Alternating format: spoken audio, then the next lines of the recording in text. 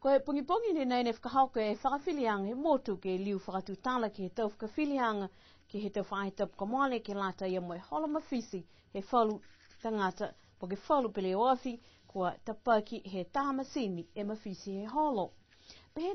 taki leo leo ko Mark Chenery kua utaki he tua he tau leo leo e tau hoko taki ne tā ke whalu tau tangata ha koe tau holo mawhisi he tau pele o awhi pe hea ia nā kai ni koe utaki he tau whakahala nei si osi e whikau ke ono ke tau tangata whakaholo mawhisi, kai ke mai ki he whahi leo leo, ke whakahako e whakaongaanga he tau mata whakatu whono.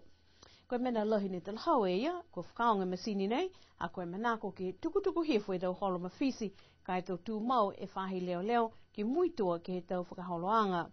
Koe taha fō ke whakaholoanga he whahi tapuka mole ne nā kai tūmita ki e whahi ngahua. A koe tau hata ki e iki whakawhili, ko Wilson Isaac, a kua nā kai hohoko e tau leo leo ki taha whakawhilianga si nā kai whakawhano taha ke whakailoa ke iki whakawhili e tau hikianga. Pehe iki whakawhili ko Wilson Isaac, ko lata ke mailonga he mtakau leo leo e tuanga tukolunga halau tolu moi mai ke he tau tangata ke whalana ki atu ki alau tolu. Pehe taki leo leo, koe le kua ne tupu, nā kai koe tau se pauaki ka kua happy e tau iloanga ki tau aho ko tuku e whakawhilianga ki ai. Mo liua ki atu ki he aho, hake ke tuku ki mua he iki whakawhili.